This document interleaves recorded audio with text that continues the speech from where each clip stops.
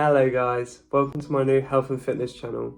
My name is Liam. I am a qualified fitness instructor and I've also got a degree in sports and exercise science.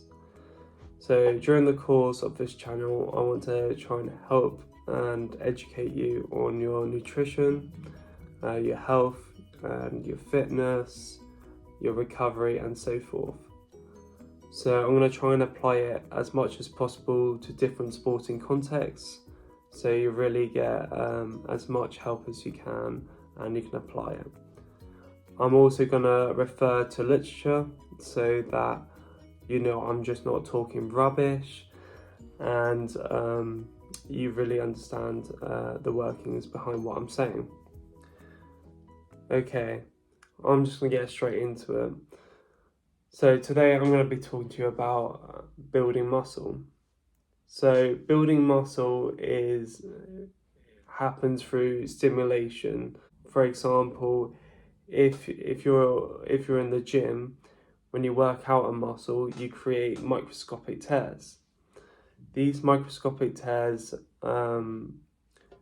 if through eating the right amount of calories and protein, will grow back stronger and bigger over time. So you need to make sure, in order to build size, you need to be in the calorie surplus. So a calorie surplus means that you need to be consuming more than you need. For example, if you need 2,500 calories normally, you want to up that to about 2,700 calories so that you gain more weight and therefore you can convert it into muscle. Okay, and then you also need to make sure that your protein levels are high enough as well to optimize your muscle strength and your muscle size. So the recommended dietary allowance for protein is 0.8 grams per kilogram. However, if you are a proper bodybuilder and you're taking it really seriously, I recommend that you intake 1.4 grams per kilogram. So it's depending on what your goal is how much protein you'll need. If you're just going to the gym for health reasons or just want to put on a bit of muscle, then 1 to 1.2 might be more optimal for your goals. So protein is really important because it plays a vital role in repairing those tears, those microscopic tears, so they are bigger and stronger through the process of hypertrophy. So you need to make sure you're optimizing your protein and you're in a calorie surplus. But in order to increase your strength and your size, you also need to go through a process of progressive overload. So this is in a gym context. So if you are, for example, lifting 60 kg in the gym, one way you can progress is by upping the load. So for example, from 1 week you can go from 60 kg and then the next couple of weeks you may up it to 65 kg. This is progressive overload because you are upping the weight as time goes on, and you're getting stronger and your body's adapting. However, you don't want to decrease the weight over sessions because this can lead to regression or a reduced strength and muscle size, as you're not applying the same stimulus to your muscles. They're not going to adapt because they've already adapted and they're going to adapt back to a earlier stage. So another way you could do this is through reps. So it's been scientifically proven that increasing the reps can be just as sufficient as increasing the load. So if you're doing 10 reps on squats and you increase it to 12 reps the following session, that is still progressive overload because you're still increasing the difficulty of the exercise over time. Okay, and another way of progressive overload is the time under tension.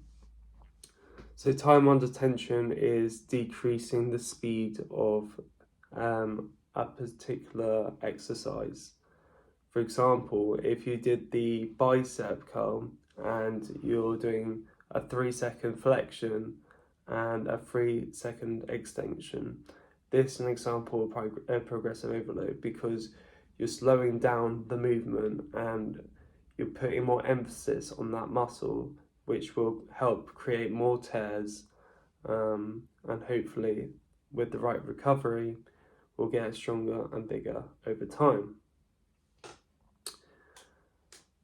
And also your frequency. So the frequency of how often you go to the gym. For example, if you only went once a week, your muscle gains wouldn't be amazing unless you are a beginner. When you're a beginner, your body adapts much easier to stimulus. So this is as well if your diet was bad, because your body's not used to it. However, once your body's gotten used to it, you need to apply more load to make the exercise more difficult. So 2 to 3 times per muscle group is shown to be optimal. However, if you do more than 3 times a week, then this can become in the category of overtraining, which you don't want that, because if you overtrain, then your performance in the gym won't be as good and you'll start to plateau. And if you plateau, you regress, and then once you regress, your muscle size and your strength will decrease as well. So making sure that you go and exercise enough, but not too much, is very good. It's very important. So 2 to 3 times is about the best. It is about optimal for most people. But other things to think about is sleep. Sleep is very important, but I'll cover about recovery in a different video. Sleep 7 to 8 hours is optimal for muscle growth. And stretching is also very important, so that when you go back to your next session, your muscles aren't as sore, and your flexibility increases, and it will decrease the risk of an injury occurring. As well as applying effective warm down and cool down measures as well to lower down your heart rate gradually. So this was just an overview of ways to build muscle. I will go into more depth over videos I'll go into more detail into each of those topics. But I hope this was a bit of an introduction. You got to know me a bit, and you just learned a bit about what I'm going to teach you in the following videos. So I hope you enjoyed the video. If you have any questions, put them in the comments.